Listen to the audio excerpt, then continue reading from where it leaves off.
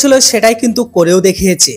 আর ভারত যেটা করেছে সেটাই কিন্তু ফ্রান্স হোক বা ব্রিটেন হোক বা আমেরিকা, এটা সবার জন্য কিন্তু একটি বড় ঝটকার থেকে কোনো অংশে কম নয়।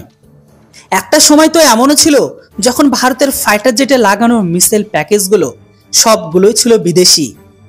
তো আবার আমাদের কাছে একটি হাওয়াই থেকে হাওয়ায় মারতে সক্ষম স্বদেশি মিসাইলও ছিল না। ভারতের কাছে ফাইটার জেটের জন্য যতগুলো মিসাইল ছিল সেই সমস্ত সব মিসাইলগুলো ছিল রাশিয়া, ইসরায়েল নয়তোবা ফ্রান্সের। কিন্তু ভারত গত 10 বছরে নিজেদের ফাইটার জেটের জন্য ভালো একটি মিসাইলের প্যাকেজকে বানিয়ে ফেলেছে।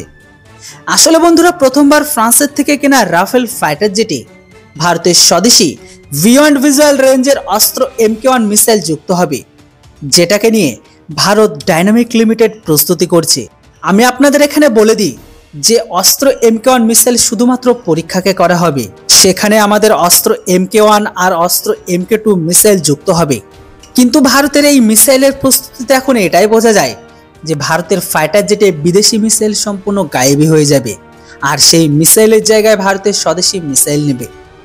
যতক্ষণ পর্যন্ত ভারতের অস্ত্র MK1 আর অস্ত্র MK2 ভারতের বায়ুসেনাতে যুক্ত না হচ্ছে, ততক্ষণ পর্যন্ত ফ্রান্সের তৈরি করা মিটিওর মিসাইল রাফেলের সাথেই কিন্তু যুক্ত থাকবে। কিন্তু যখন রিসেন্ট ভারতের সুখয় থেকে রুদ্রম 2 মিসাইলের পরীক্ষা হয়, ঠিক তেমনই রাফেল থেকেও রুদ্রম 2 মিসাইলের পরীক্ষাকে হবে। মানে ধীরে ধীরে এখন ভারতের বিদেশি মিসাইলের জায়গায় স্বদেশি মিসাইলকে নিচ্ছে।